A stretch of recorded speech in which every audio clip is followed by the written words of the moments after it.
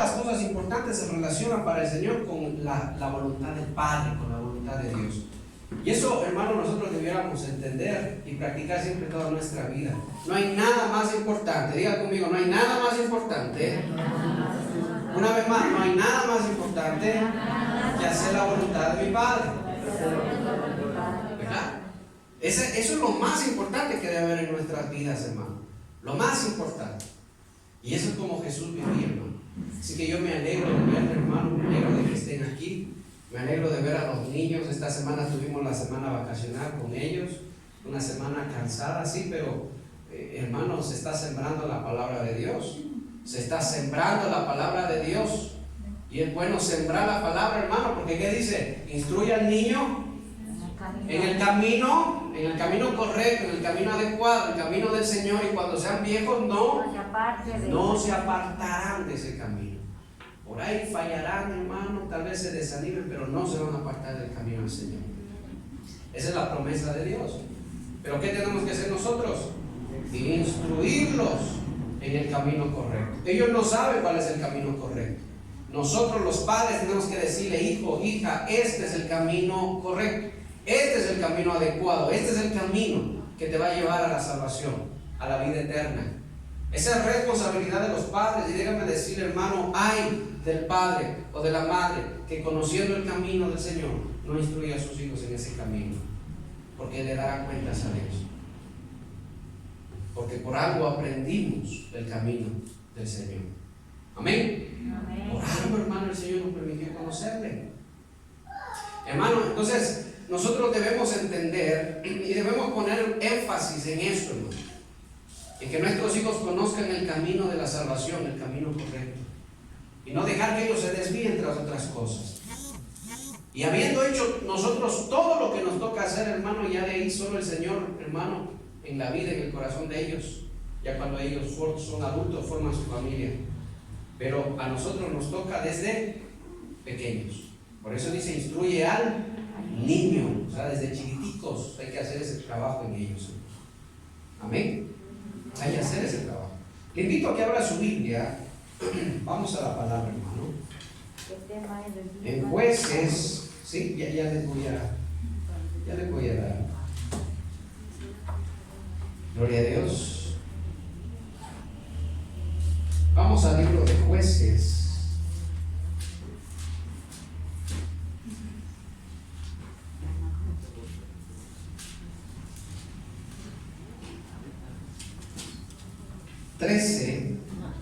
Sí, Jueces 13:1.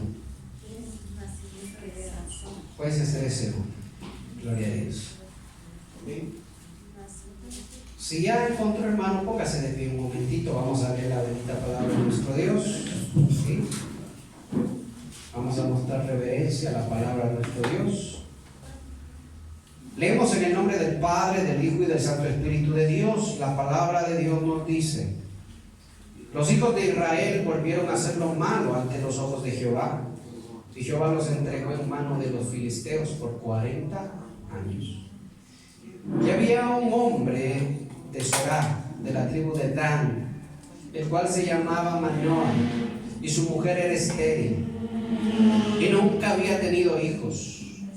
A esta mujer apareció el ángel de Jehová y le dijo: he aquí, tú eres estéril y nunca has tenido hijos, pero concebirás y darás a luz un hijo. Ahora pues, no bebas vino ni sidra, ni comas cosa inmunda, pues he aquí que concebirás y darás a luz un hijo, y navaja no pasará sobre su cabeza, porque el niño será nazareo a Dios desde su nacimiento, y él comenzará a salvar a Israel de mano de los filisteos.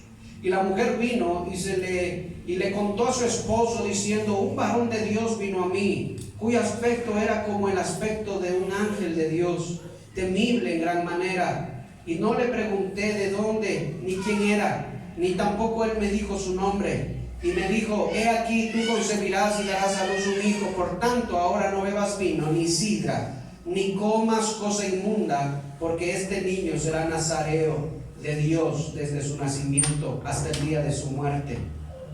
Entonces oró Manoah a Jehová y dijo: ah, Señor mío, yo te ruego que aquel varón de Dios que enviaste vuelva ahora a venir a nosotros y nos enseñe lo que hayamos de hacer con el niño que ha de nacer.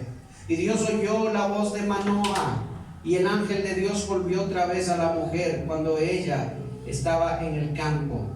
Mas su marido Manoah no estaba con ella, y la mujer corrió, dice, prontamente a avisarle a su marido, diciéndole: mira, que me ha aparecido aquel varón que vino a mí el otro día. Y se levantó Manoah y siguió a su mujer, y vino al varón y le dijo: ¿eres tú aquel varón que habló a mi mujer? Y él dijo: yo soy. Entonces Manoah dijo: cuando tus palabras se cumplan, ¿cómo debe ser la manera de vivir del niño? ¿Y qué debemos hacer con él? El ángel de Jehová respondió a Manoah: la mujer se guardará de todas las cosas que yo le dijere. No tomará nada que proceda de la vid, o sea, de la uva, del viñedo. No beberá vino ni sidra, y no comerá cosa inmunda. Guardará todo lo que le mande. Entonces Manoah dijo al ángel de Jehová: te ruego nos permitas detenerte, y te presentaremos, dice, un cabrito. Amén. Vamos a dejarlo hasta ahí. Tome su asiento y cierre sus ojitos una vez más. Dígale: Padre, gracias te damos por todo tu amor, por toda tu misericordia y por toda tu bondad. Nos ponemos en tus manos.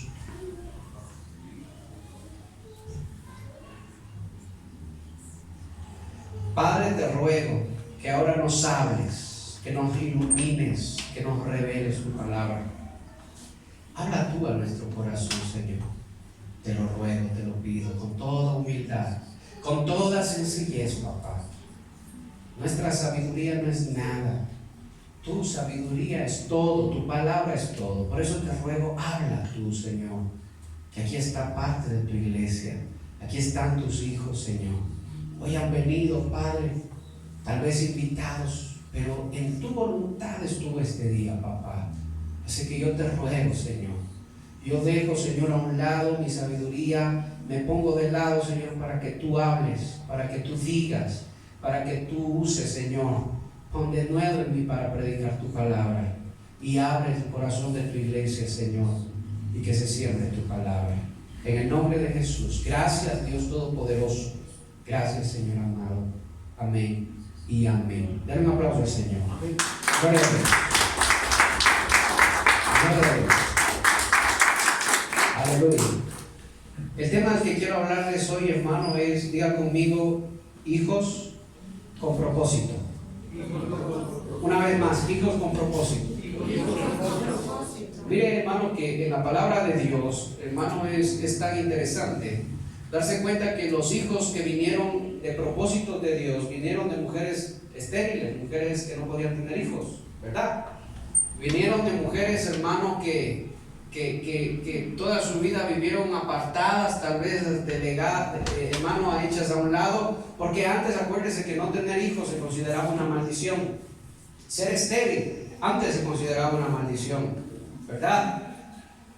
Y hermano, es interesante darse cuenta que hay niños que vienen de promesas, con propósitos, hijos que vienen no común y corriente, hermano, déjeme decirle, no para formar parte del montón más, hermano, sino que vienen con propósitos claros, específicos. Tal vez nosotros no pensamos en eso.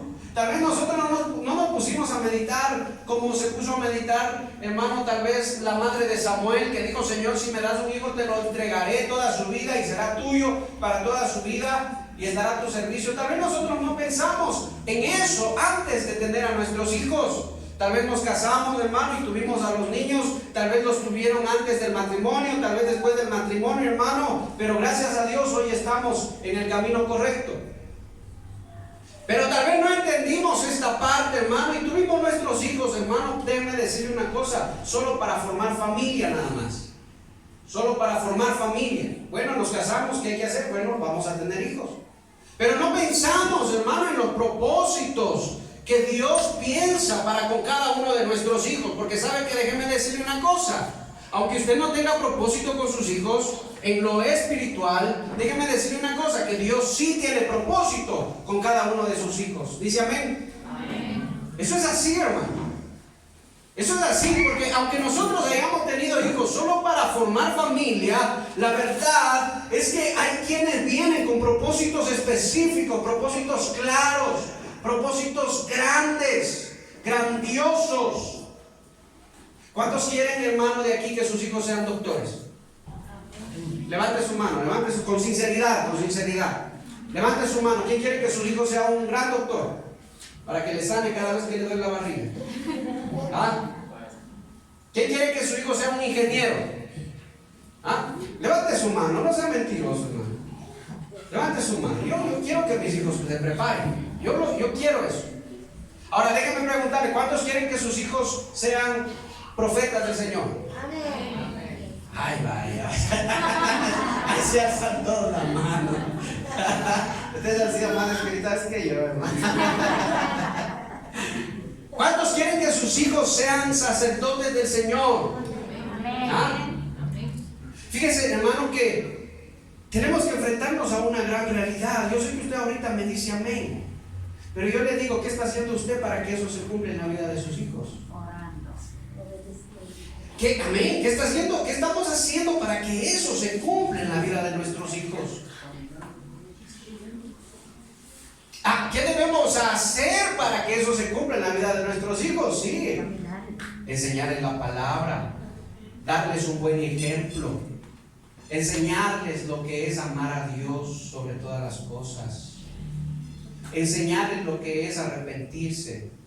Escúchame, no hay mejor ejemplo de un padre que comete un error y tal vez le insulta a su esposa y después se arrepiente.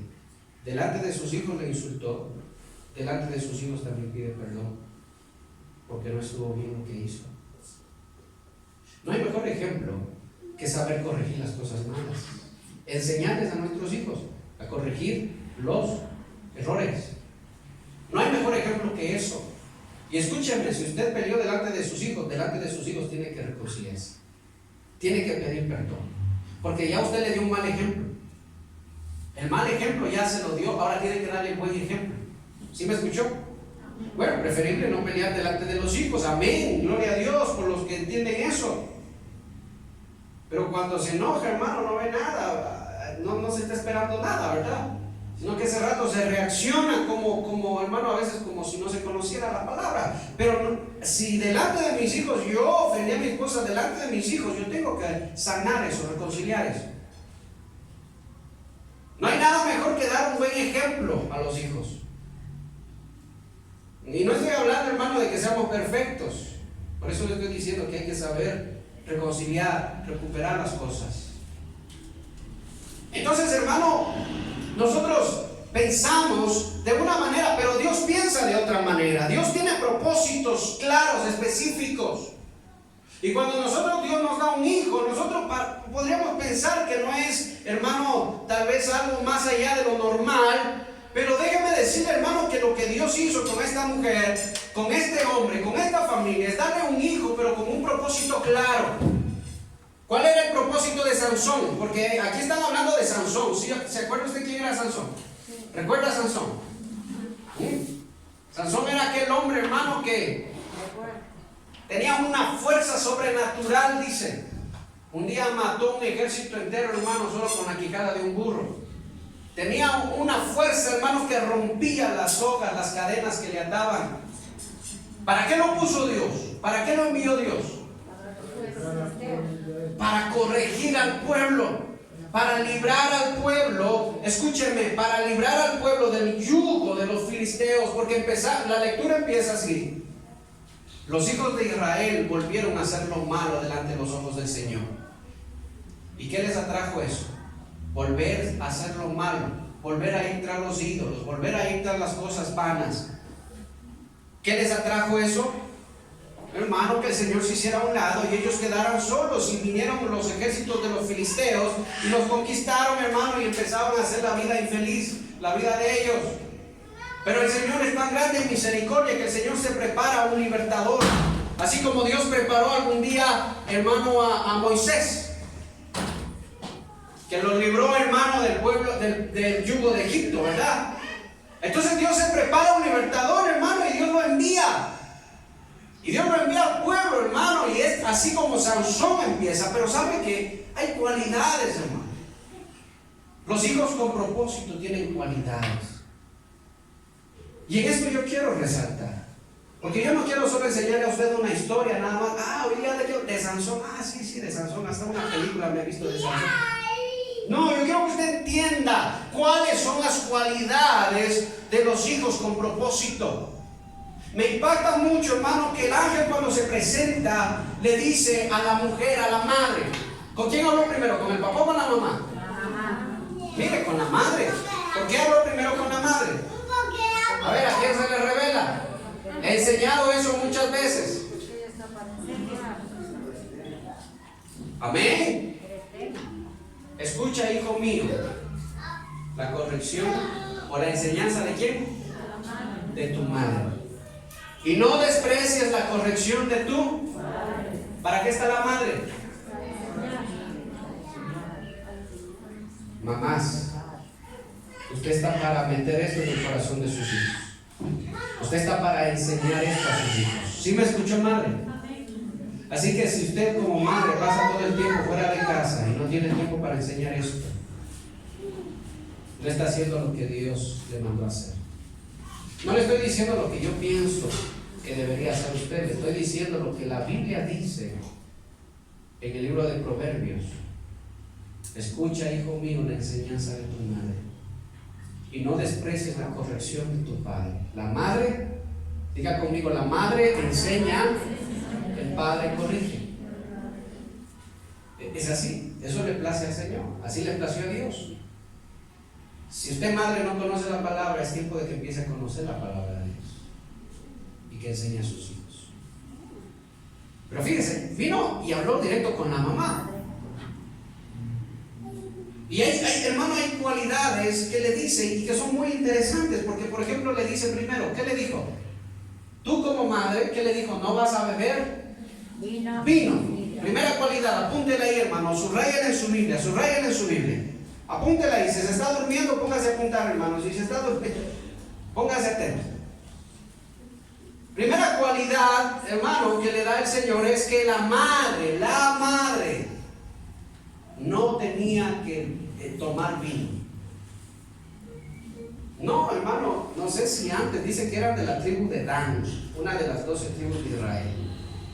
No sé si antes ella tomaba vino o no tomaba vino, no lo sé. Lo que sí veo en la palabra es que el ángel le dice, verás, tú vas a dar a luz a alguien que viene con propósito. No vas a dar a luz a cualquiera. Tú no vas a dar a luz a cualquiera. Tú vas a dar a luz a alguien que viene con un propósito específico de parte del Señor. Así que debes entender que como tú vas a dar a luz a alguien que viene con propósitos, tú debes vivir de otra manera. Y aquí viene la primera enseñanza. Diga conmigo, si quiero que mis hijos cumplan el propósito de Dios. Vamos, anímese un poquito. Yo como padre, diga, yo como madre, debo vivir de otra manera. Eso es así. Señor, usa a mis hijos. Yo les pregunté, ¿cuántos quieren que sus hijos sean profetas? Todos alzaron la mano. Viva como una madre de un hijo profeta. ¿Sí me escuchó? ¿Cuántos quieren que sus hijos sean pastores? Allá no hay amén. Amén. Así ya no. Si quieren que sus hijos sean ministros del Señor, sabe que ser pastor de una iglesia no es cualquier cosa. Ser ministro del Señor, hermano. ¿Qué pasará cuando lleguemos a toparnos con Cristo? Cuando estemos con Él por la eternidad, en las nubes nos encontremos con Él. ¿Quiénes van a dar cuentas por las ovejas? Los ministros, los pastores. Por eso dice la palabra, obedeced a vuestros pastores en la palabra.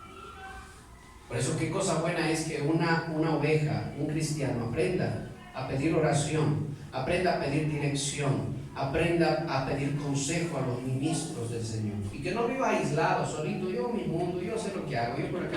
No. Para algo el Señor ha dado ministros, para algo el Señor envió su Espíritu Santo, para algo hay iglesia, para algo, hermano, para algo hay. Pero la primera enseñanza es esa.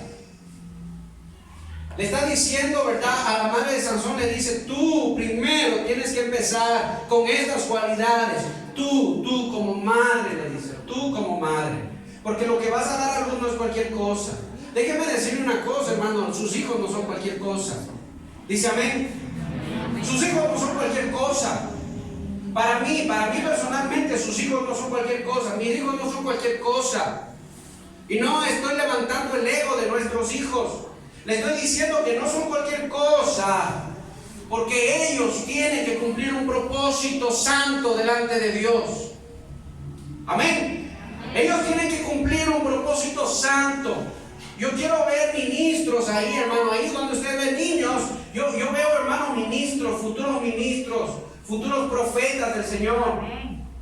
Gente que tal vez, hermano, alcance, no que tal vez, van a alcanzar, hermano, una profesión, van a ser doctores, ingenieros, abogados, lo que sea, hermano, y aunque no lleguen a culminar una carrera, hermano, no importa si las circunstancias no se dan, pero de que van a ser usados por Dios, van a ser usados por Dios. Pero tienen que haber padres que deseen eso. Porque yo como pastor puedo decir, hermano, yo quiero que sus hijos sirvan a Dios, pero ¿qué tal si a usted no le da la gana de que sirvan a Dios? Déjame preguntar. Yo puedo decir, hermano, yo quiero que sus hijos prediquen la palabra, pero ¿qué, hermano, si usted en su casa nunca lee la Biblia? ¿Qué si en su casa usted nunca escucha una prédica? ¿Qué si en su casa, hermano, solo Prince Royce y Larry Yankee y como Ángel Baraca, lo que sea?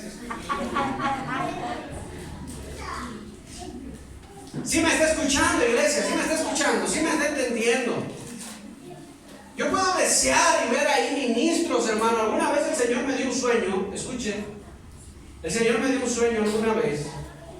Y yo entraba a la iglesia y veía a todos los niños orando en círculo y cantando a Dios. Cantando. Y alguien estaba al lado mío, pero yo no veía su rostro. Solo podía verle desde aquí para abajo. Y me dijo, escucha bien, me dijo, lo que ellos están diciendo. Y ellos estaban alabando el nombre de Dios, hermano. Cogidos de la mano en círculo, estaban cantando al Señor. Y el que estaba al lado mío me dijo, de ahí van a salir fuentes, ríos y manantiales.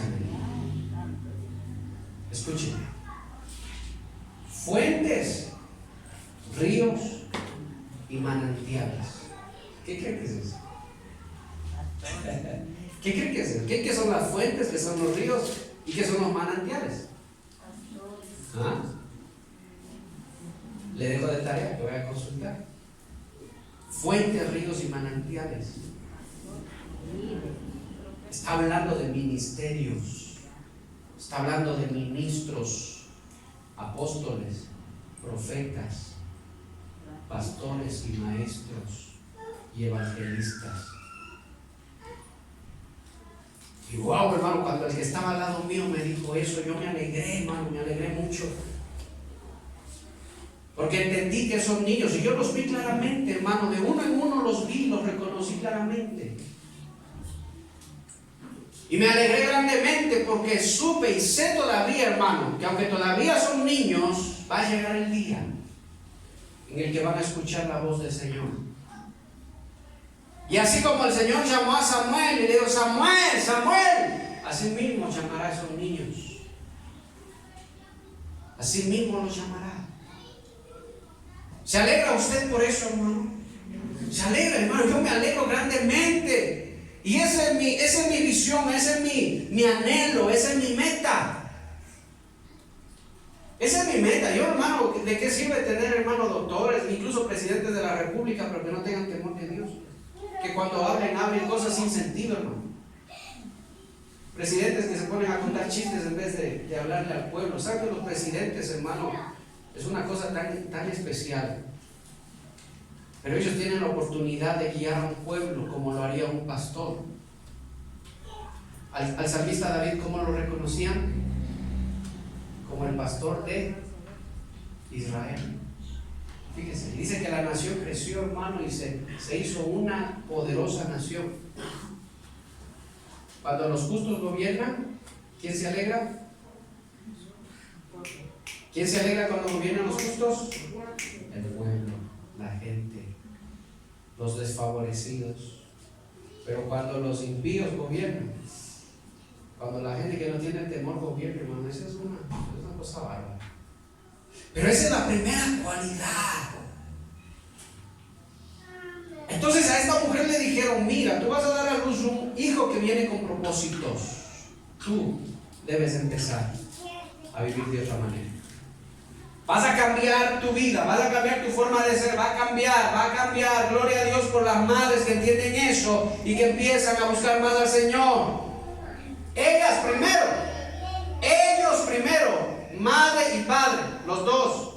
Gloria a Dios por ellos, porque esos, hermanos, son tomados en cuenta por el Señor.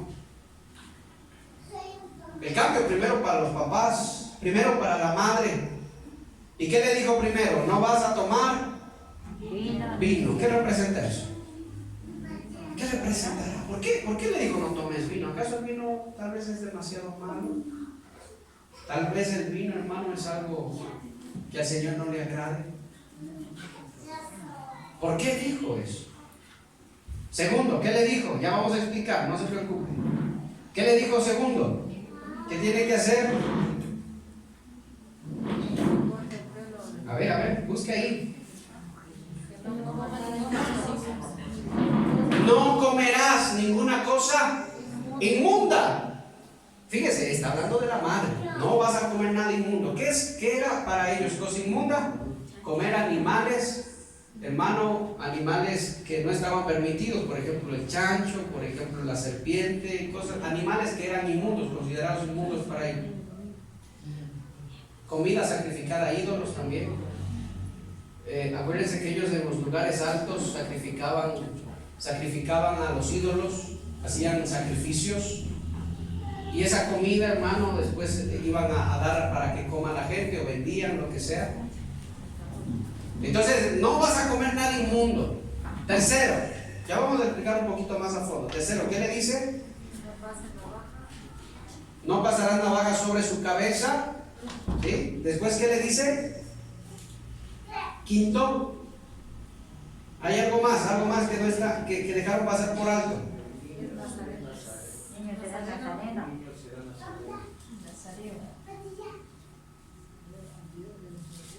No tocarás nada inmundo o nada muerto.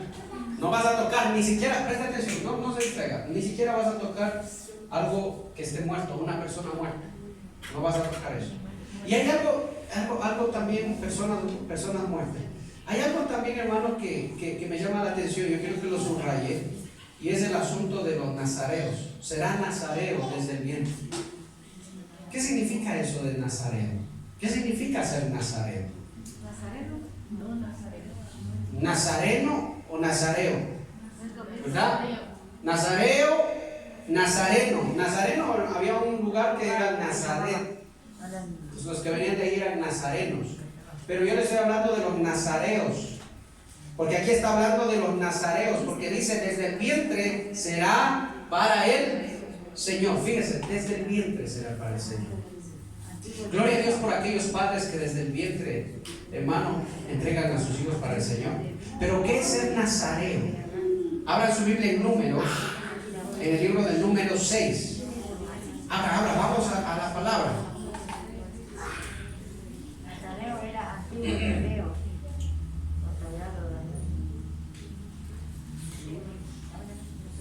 Número 6. Sí, número 6. Miren, fíjense lo que dice 6:3 al 8. Alguien que lea, por favor, de preferencia alguien que esté durmiendo. ¿Alguien donde lea? Se abstendrá de vino y de sidra, vinagre de vino ni vinagre de sidra, no beberá ni beberá. Un ratito más, desde el 1, por favor. Desde el 1 leamos. Y habló Jehová a Moisés diciendo: habla a los hijos de Israel y diles: el hombre o la mujer cuando se apartare haciendo voto de nazareo para dedicarle a Jehová, se abstendrá de vino y de sidra, vinagre de vino, vinagre de sidra, no beberá ni beberá licor de uvas, ni tampoco comerá uvas frescas ni secas. Siga nomás, por favor. Todo el tiempo de su nazareato, de todo lo que se hace de vino, desde los granillos hasta el ollejo, no comerá. Todo el tiempo del voto de su nazareato, no pasará navaja sobre su cabeza hasta que sean cumplidos los días de su apartamiento a Jehová. Santo será, dejará crecer las huevejillas. Su cabello dice, El cabello de su cabeza. Todo el tiempo que se apartare de Jehová, no entrará a persona muerta, porque su padre, ni por su madre, por su hermano, ni por su hermana, no se contaminará con ellos cuando murieren, porque consagración de su Dios tiene sobre su cabeza. Amén. Hasta ahí nomás. ¿Qué es esto del nazareato? El nazareato era un voto. Diga conmigo voto. El nazareato era un voto a Dios, un voto al Señor. La persona decía: Señor, yo voy a ser entregado a ti completamente. Señor, yo voy a ser entregado. No importaba de dónde venga, de cuál de las 12 tribus venga, no importaba. Pero esa persona entendía la ley, entendía la palabra y tomaba una decisión. Tomaba la decisión de ser nazareo por voluntad propia. ¿Se podía casar? Sí, se podía casar. ¿Tener una familia? Sí, podía tener una familia. Pero habían, hermanos, varias cualidades que tenían que cumplir los nazareos. Y Sansón es llamado nazareo desde su engendramiento, desde el vientre de la madre. ¿Qué significa la palabra nazareo? Significa entregado. Entregado a Dios. Entregado al Señor. Fíjese, yo quiero que usted entienda esto. A Sansón no le dieron la oportunidad de él escoger si quiere ser entregado o no entregado a Dios, sino que vino con ese propósito. Ese niño va a ser entregado para mí, le digo usted. Ese niño va a ser santo. Ese niño va a hacer mi voluntad. Se va a casar, va a tener su familia, va a tener sus hijos, va a vivir aparentemente como una persona normal dentro del pueblo. Pero entiende que es entregado para mí. Como es entregado para mí, no va a tomar vino, no va a acercarse a muerto, ni así sea de su familia. Dice, no podían acercarse, escucha, ni de su familia, padre o madre, si fallecieron, no se pueden acercar, no pueden contaminarse, no se puede cortar tiene que crecer todo el tiempo. Ahora, había personas que hacían ese voto solo por un tiempo.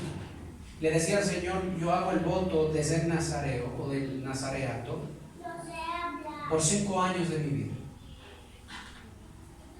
por 10 años de mi vida. No dice aquí por cuánto tiempo. Lo que dice es que cuando haya culminado el tiempo de su nazareato, ¿qué tenían que hacer? Cortarse el cabello.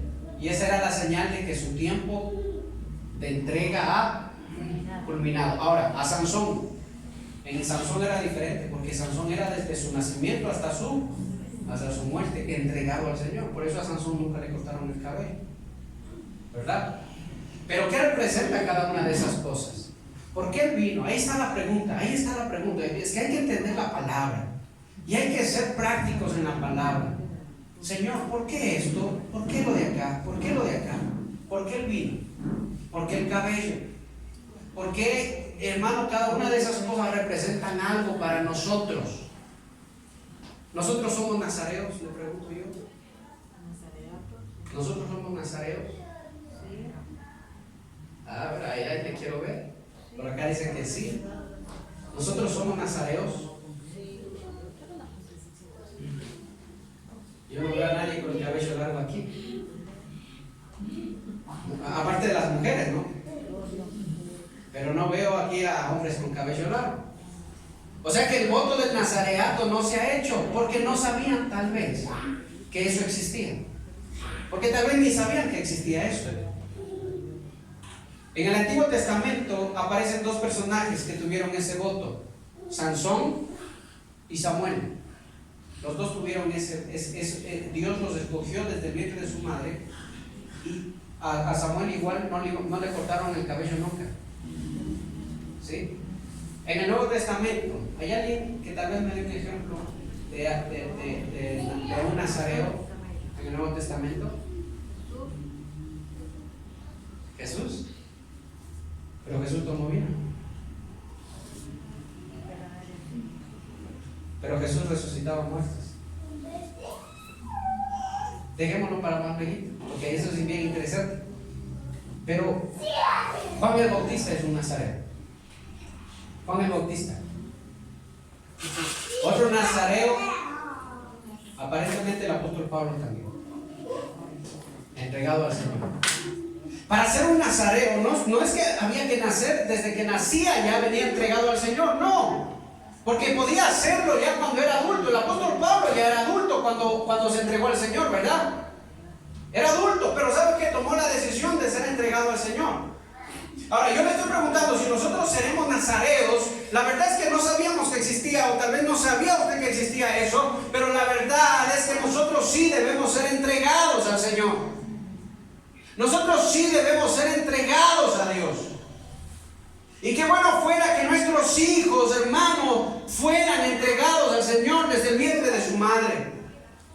Pero si no pasa nada, hermano. Si el Señor vino a su vida cuando usted ya vivía en el alcohol, cuando usted vivía en todas esas disoluciones, en todas esas cosas, ¿de dónde salimos todos? Hermano, qué cosa buena es entender en un punto de nuestro cristianismo lo que significa el nazareato, lo que significa hacer un voto al Señor de fidelidad, de santidad, de pureza. A mí me disgusta mucho, me enfada mucho cuando los cristianos se burlan de la santidad. Me disgusta mucho, no porque yo sea santo completamente. Me disgusta mucho porque se burlan de lo que debieran todos querer ser. Si hay algo, hermano, que al cristianismo de hoy en día le falta, es hacer énfasis en la santidad. Y hay gente que se burla de eso, hay cristianos que se burlan. Por ahí, hermano, aparecen evangelistas, gente que no sabe ni lo que habla, hermano, y que se burla, hacen a la santidad como algo anticuado, como algo, hermano, que no debiera ser la meta del cristiano. Y eso a mí me enfada, porque la meta del cristiano tiene que ser esa. Tiene que ser el apartarse, el dejar ya nuestra antigua forma de vida. Esa tiene que ser nuestra meta. Jamás usted se burle de la santidad. Porque Dios dijo, yo soy santo. Porque Dios dijo, Abraham le dijo, ve delante de mí, sé santo. No se burle de eso. Si tal vez usted no lo puede lograr, pídale al Señor, dígale, Señor, ayúdame, pero yo quiero ser apartado para ti. Quiero ser santo en mi vida. Quiero ser entregado a ti en mi vida. Y esa es la meta que nosotros debemos dar a nuestros hijos. No, hijito, no te preocupes. A ver, padre puede decir, no, es que el pastor es medio exagerado. Por eso el pastor dice que no hay que tener relaciones ya a los 15, 16, pero tranquilo, tú hazme caso a mí, yo soy tu papá. Es que no se trata de lo que diga el pastor, se trata de lo que Dios dice. Se trata de lo que Dios enseña en su palabra. Entonces el nazareato para mí es tan importante. Y no es que vamos a dejarnos ya de aquí trillar el cabello todos los varones, hermano. Imagínense hasta acá el cabello. Ni nos queda, hermano, ni nos queda el cabello largo. Bueno, a mí no me queda el cabello largo, hermano. Pero es algo que tiene que estar acá en el corazón. Amén. ¿Sí me entiende, hermano? Acá en el corazón. ¿Qué representa el vino? ¿Por qué el vino? ¿Por qué? ¿Por qué? Acuérdense qué le pasó a Noé cuando se emborrachó. ¿Qué le pasó a Noé? Acuérdense. Uno de sus hijos tropezó con eso. Por eso yo le decía la vez anterior, cuando hablábamos el miércoles acerca de la desnudez de tu padre, no hay nada peor. Escúchenme, hermano. Presten atención. Díganle al que está al lado suyo, no hay nada peor que emborracharse delante de los hijos. Díganle, no hay nada peor que hacer eso. ¿Por qué les está diciendo que no tomen ni siquiera el jugo de uva? ¿Por qué? Y a mí me sorprende lo radical, escúchenme, lo radical. Ni siquiera el jugo de uva y ni siquiera las uvas, dice. ¿Sí acabó de leer? Ni las uvas, ni el vinagre, dice. Imaginen, nosotros usamos el vinagre para todo, ¿no? ¿Por qué? ¿Por qué? ¿Por qué? ¿Sabe por qué? Porque nosotros venimos de un mundo contaminado. Nosotros venimos de un pasado contaminado. Nosotros venimos de un mundo de debilidades. ¿Y sabe qué? Que mientras nosotros sigamos dando, hermano, torciendo el brazo a las cosas de este mundo, siempre vamos a estar tropezando tras las cosas de este mundo. Si el adúltero dice, bueno, sí, yo no adultero, y todavía sigue, hermano, chateando con las mismas amigas, hermano, con la que adulteró, no, es que es mi amiga, más bien le estoy predicando la palabra, ella mismo me invita a la iglesia.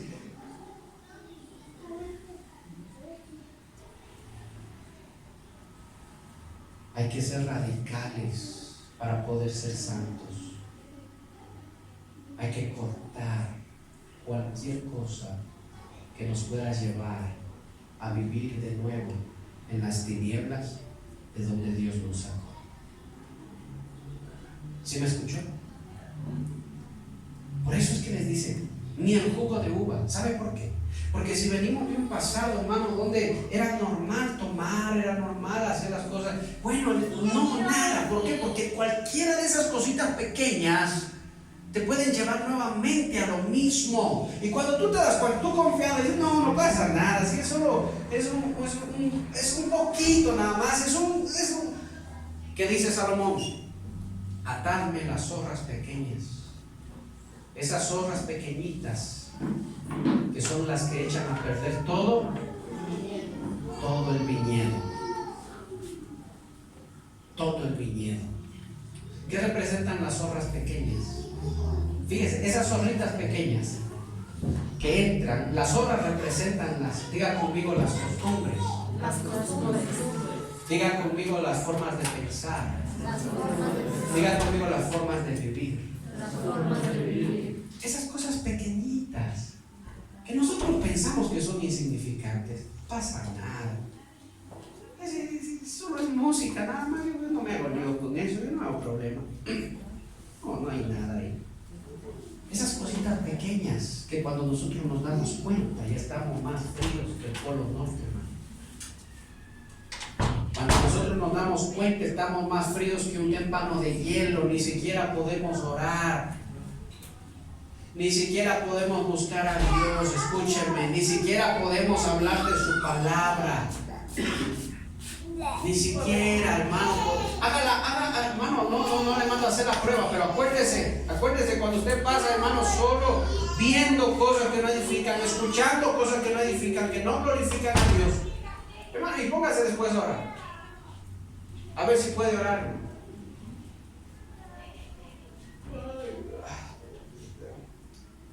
Padre, en el nombre de Jesús. Bendice, señora. Ay, me sonó el teléfono. Justo lo que yo estaba esperando que me escriban. Y ahí pasa, hermano. Y se acabó la oración. Hasta ahí llegó la oración. Así es. Dígame si no, eso no es así. Sí. ¿Quieren orar? No pueden orar. ¿Quieren leer la Biblia? No pueden leer la Biblia. ¿Quieren ir a la iglesia y siempre se cruza algo? Siempre pasa algo. No pueden ir a la iglesia.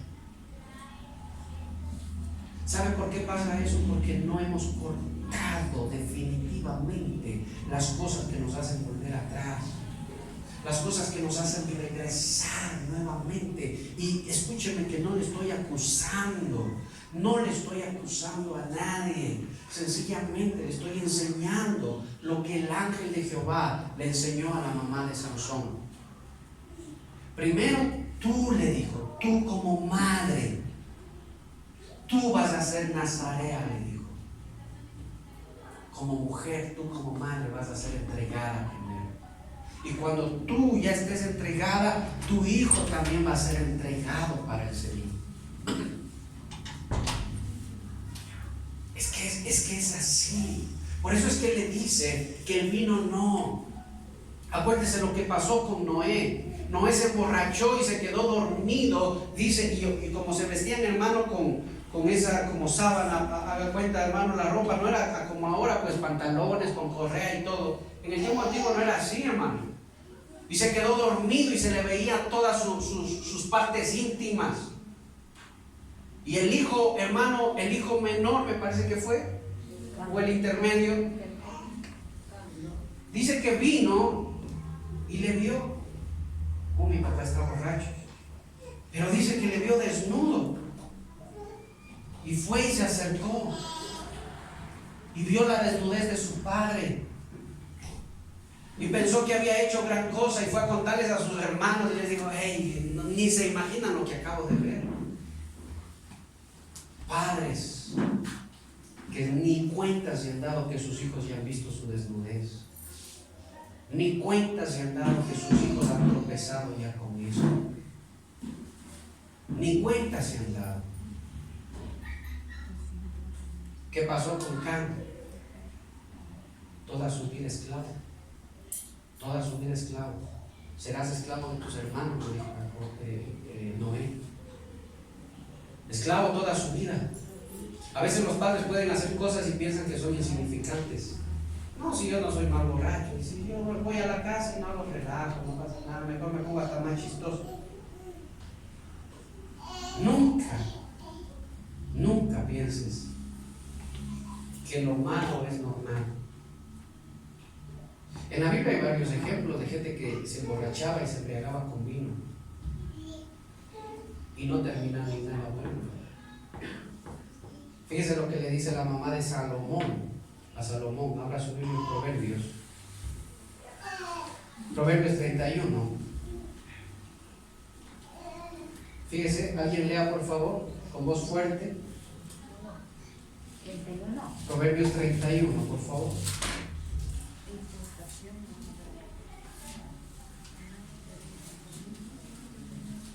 31:1. Lea alguien, por favor.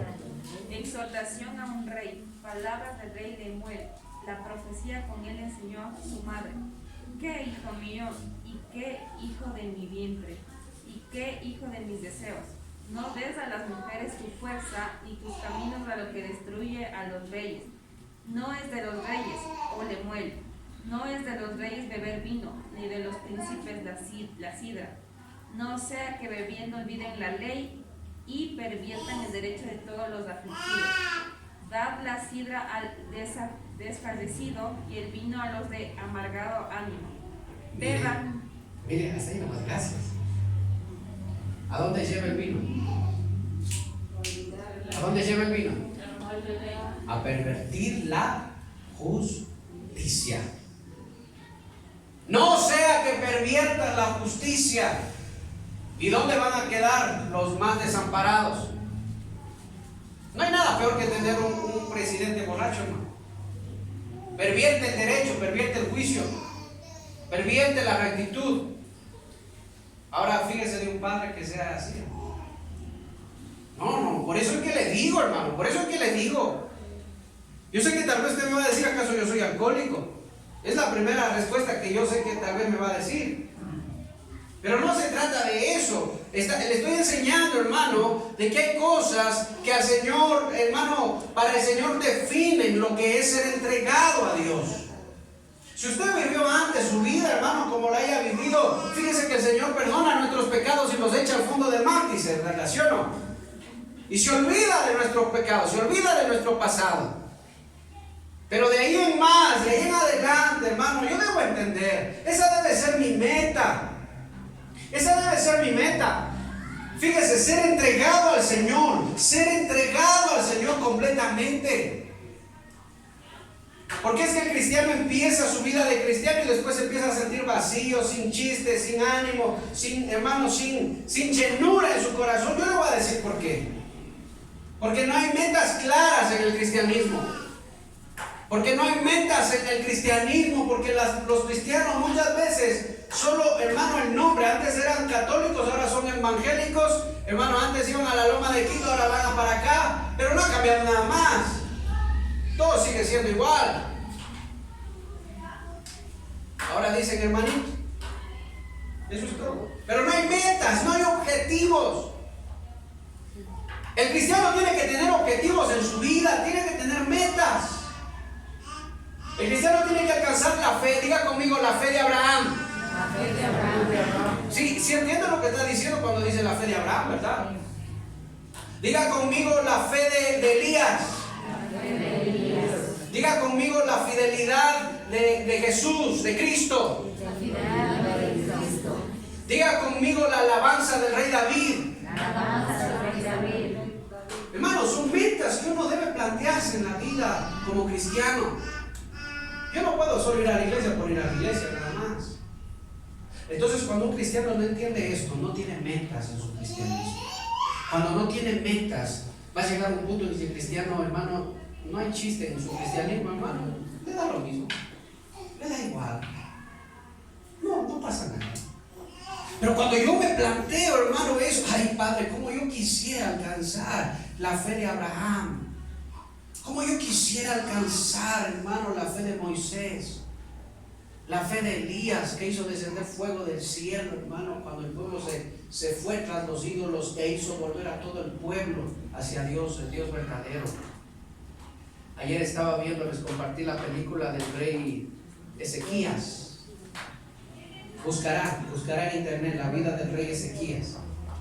Wow, hermano, qué corazón tan entregado a Dios. Al final se desvió un poco, pero regresó al Señor. Pero qué fidelidad, hermano. Y a mí se me quebrantaba el corazón, porque le cuento algo un poquito nada más. Porque dice la palabra que los asirios vinieron, hermano, y quisieron conquistar, y ya conquistaron las 10 tribus de Israel, pero faltaban solo 2. Faltaba el reino de Judá. Y conquistaron, hermano, y este rey, el rey sirio, hermano, se paraba ahí y decía: ¿qué Dios les va a librar de mi mano? He conquistado a todas las 10 tribus de Israel y Jehová no es nada, decía. ¿Quién les va a librar de mi mano? Mire, este hombre era un hombre común y corriente, pero él se creía a Dios. Acuérdense que los asirios fueron un imperio grandísimo. Sus ejércitos eran como langostas, dice, sobre la tierra. Eran así los soldados. Y este rey, hermano, hablaba y hablaba contra Dios y decía: ¿qué Dios les va a librar de mi mano? ¿Qué Dios? Ningún Dios ha librado en mi camino, en mi conquista. Dice: ningún Dios ha podido librar a los pueblos de mi mano. A Jerusalén tampoco lo va a librar, sino que los voy a conquistar. Y Ezequías va a la presencia de Dios y le dice: Señor, y le pone la carta que le envió el rey asirio, le pone en la presencia de Dios. Mira, Señor, le dice, mira cómo habla este hombre, mira cómo dice, mira cómo blasfema, Señor, contra ti. Mira, Señor, tú que eres un Dios vivo, ten en cuenta sus palabras. ¿Qué pasó? Esa noche fueron a consultar al profeta Isaías. Isaías le dijo: le voy a poner un garfio aquí en la boca y lo voy a llevar de regreso a su casa, avergonzado. Eso dice el Señor. Y se contentaron, ellos se alegraron. Y dice que esa noche el campamento asirio se fueron a dormir normal, como si nada hubiera pasado. Se fueron a dormir normal. Y dice que el ángel de Jehová descendió esa noche y mató, ¿cuántos mató esa noche? ¿Alguien sabe? 185,000 soldados asirios murieron esa noche.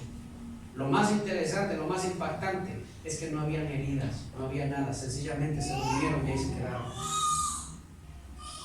Cosa que cuando este rey se levantó, el rey asirio se despierta, hermano, y se da cuenta que está solo, que no hay nadie con él, todos están muertos. Dice que se regresó a pie, hermano, a su casa, se regresó, se fue. Bueno, no a pie, no sé si iría a pie o qué sería, pero se regresó a su casa. Al poco tiempo lo mataron ahí en su pueblo y así terminó. Hermano, ese es el Dios que nosotros tenemos. Y me impactaba tanto, y se me iban las lágrimas, hermano, ayer a leer la palabra. Me impactaba tanto, hermano, porque sabe que en esos momentos es cuando se ve realmente qué fe tenemos nosotros. Y, hermano, nosotros nos quedamos sin trabajo y ya no se acaba el mundo, ¿no? Se acaba el mundo, lo más terrible que puede pasar. Fíjese, hermano, confiaron en el Señor. Entonces le estoy hablando de la fe de cada uno de ellos, de esa meta que debe haber en cada uno de los corazones. Esa fe que debe haber en nosotros. Usted como cristiano tiene que tener metas. Déjame preguntarle, ¿cuál es su meta como cristiano? Contéstese usted mismo, déjame preguntarle, ¿cuál es su meta como cristiano? ¿Cuál es su meta? ¿Para qué usted es cristiano? Pues si usted está que un día sí, un día no, un día sí, un día no, no hay metas. No hay metas, hermano. Tiene que alcanzar esas metas. Cuando Dios le dice a la mujer, vas a tener un hijo, ¿qué le está dando? Le está dando un propósito, le está dando una meta, y este va a librar al pueblo, le dice, fíjese, del yugo de los filisteos, los va a librar. ¿Es esa o no es esa una meta? Claro que es una meta, hermano. Claro que es una meta. Desde su nacimiento va a ser entregado al Señor. La madre de Samuel, ¿qué dijo? Si tú me das un hijo todos los días de su vida, lo dedicaré a ti. Y cada año lo vestía como sacerdote. Esa era su meta, esa era una meta clara. Esa era su meta. Nos vamos a dar cuenta que nosotros dentro de la iglesia, hermano, vivimos muchas veces sin metas en el Señor, solo con metas seculares. Llenos de metas seculares, afanados, ¿verdad? Y ahora no hay para esto, no hay para el otro. Y vivimos toda nuestra vida solo yendo, hermano, tras las metas seculares y nos olvidamos de las metas celestiales. Alguien alguna vez me decía, ¿cómo yo quisiera predicar la palabra? ¿Cómo quisiera predicar la palabra? ¿Cómo quisiera predicar? Con pasión, con deseo la palabra de Dios. Bueno, esa es una meta, le dije, esa meta, pídele al Señor y el Señor te lo va a dar. Vas a hacer. Pero hay personas que desean, hay personas que no lo desean. Hay personas que les da lo mismo, no pasa nada. Si no, no hay ningún problema. Pero son metas, hermano. Y yo desearía que todos tengan metas en el Señor. Que no venga solo a la iglesia, hermano, solo a llenar unas sillas. Y yo le oro al Señor por eso. Señor, levanta gente que te sirva. Levanta gente valiente que predique tu palabra. Levanta gente valiente que vaya, hermano, a visitar a los enfermos, a predicar tu palabra. Levanta gente valiente que haga tu obra, Señor. Esa es mi oración, hermano. ¿Esa es su oración también? ¿Es su oración? ¿Amén o no amén? Amén. Esa debe ser nuestra oración. Entonces, fíjense, hermano, yo quiero que usted entienda. Proverbios 31, acabamos de leerlo, y dice que el vino lleva a la disolución, a pervertir el derecho, a pervertir el juicio. Es por eso. Es por eso. Fíjense qué interesante, ¿no? Nazareos. Nada de alcohol. ¿Cuántos nazareos hay aquí en esa área? Todos alcohólicos. ¿Cuántos nazareos hay en esa área? ¿Verdad? Señor, no, ya con el alcohol nada que ver. Nada que ver con el vino, nada que ver con esas cosas. Esas son metas, son votos al Señor, fíjese. Es interesante, ¿no? Es bonito. Otra de las cosas, ¿qué más dice? El cabello. ¿Por qué no se cortaban el cabello? ¿Qué representa el cabello? ¿O qué representaba el cabello? Diga conmigo obediencia. Diga conmigo santidad. ¿Sabe por qué los nazareos tienen que dejarse quitar el cabello? Diga conmigo cobertura también. Cobertura. Ustedes han de ver aquí que las hermanas se cubren cuando oran, hermano, y alaban a Dios, se cubren la cabeza. Y alguno puede decir, uy, eso me parece raro. No. 1 Corintios dice que la mujer se cubra cuando ora y profetiza, ¿verdad? Cuando ora y profetiza por causa de los ángeles. Fíjese, el cabello largo no solo es cabello largo, es una cobertura, es obediencia, es santidad. Obediencia y santidad, hermanos, son sinónimos, son cosas que van de la mano. Esa va a ser la señal, dijo, esa va a ser la señal, el cabello largo, de que ellos están 100% obedientes o entregados a obedecer la palabra de Dios. Esa va a ser la señal. El que no cortes el cabello no pasa nada. No, pero le estoy hablando de esto, de este tiempo. Esa va a ser la señal. Por eso es que los nazareos se dejaban criar el cabello, porque era una señal de santidad. Jesús tuvo el cabello largo. Y hay cristianos que dicen, no, yo tengo el cabello largo como Jesús aquí tatuado por todo lado. No tiene nada que ver, hermano. Porque la señal tiene que estar acompañada de santidad, de obediencia a la palabra de Dios. Entonces, ¿qué le dijo? ¿Qué le estaba diciendo el Señor a la madre de Sansón? Tienes que tener cuidado que tu hijo obedezca mi palabra. Tienes que tener cuidado que tu hijo, Sansón, el que va a venir con un propósito, sea apartado de toda contaminación. Quita todo lo que pueda hacerle volver atrás, todo lo que pueda hacerle entregar a lo malo, al vino. Y segundo, tiene que ser apartado en santidad para Dios. ¿Qué tiene que ver eso con nosotros? ¿Qué tiene que ver eso con usted? Padres, ¿qué tiene que ver eso con usted? ¿Qué tiene que ver eso conmigo? Cuando yo le doy la tablet a mi hijo con internet y no me interesa que esté viendo ni que esté jugando, solo con que no me moleste y me deje hacer mis cosas, yo no estoy teniendo cuidado con lo que puede pasar, con lo que puede ver, con lo que puede escuchar. Yo me quedé asustado la otra vez porque yo le di un hermano hace unos, un poco antes de la pandemia, o en la pandemia, yo le di la tablet en un momento, estaba viendo dibujos cristianos, le gusta ver algunos dibujos, y cuando después, hermano, nos damos cuenta de que le salieron unos flash rápidos de pornografía en la tablet, cuatro videos cortos pornográficos, pero pornografía, hermano, ni siquiera fotitos, no, pornografía. Ahí es cuando yo, esa tabla se desaparece, no más nada de eso. ¿Qué tiene que ver eso con nosotros? Le vas a dejar criar su cabello, le dice. Esa es la señal de santidad. ¿Sabe que nosotros como padres tenemos que cuidar la santidad de nuestros hijos? ¿Sí sabía eso? Sí sabía.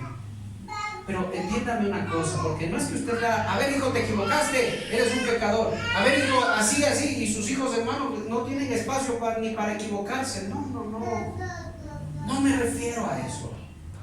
A lo que yo me refiero es que usted tenga cuidado con ellos, de que ellos no se contaminen con las contaminaciones de este mundo, de esta tierra.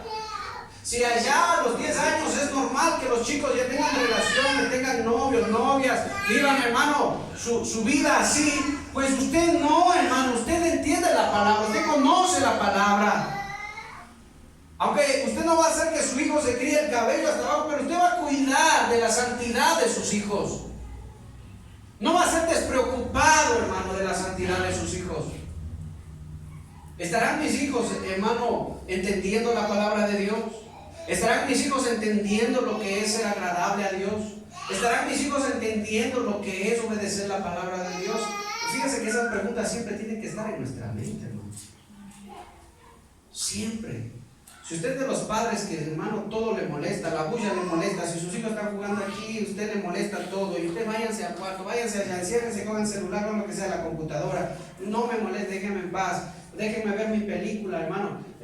Escúcheme, cuando usted se ponga a ver películas, usted tiene que ver películas que sus hijos también puedan ver. ¿Sí me escuchó?